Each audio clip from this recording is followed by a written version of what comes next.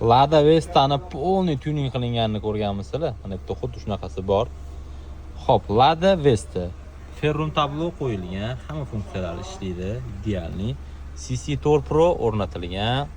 Oldin kameralari bilan. Undan keyin bizni Malibu 2 barra Premier originalidan tunuqqa qilib berganmiz. Polniy komplektatsiya.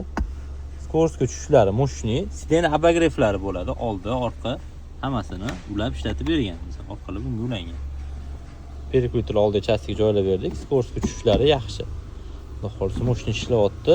Parandalarni bigushisini keyinchalik qiladigan bo'ldik. Ozgina vaqt ketadi dedik, akamlar srochni qo'yib beravering, mashinani keyin olib kelaman. Men bu rullarda ham ishlari bor dedi, tablo hammasini.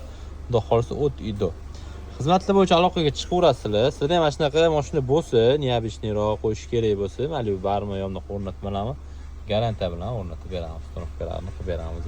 Bilasiz, CC Tour Pro lidarga o'xshagan funksiyasi ham bor. Kamerachasi o'sha bilan o'rnatilgan. Odam yoki mashinalarni old tomonda o'qib ko'rsatib beradi. Max Tuningdan uzoqlashmanglar, bizani kuzatib boringlar.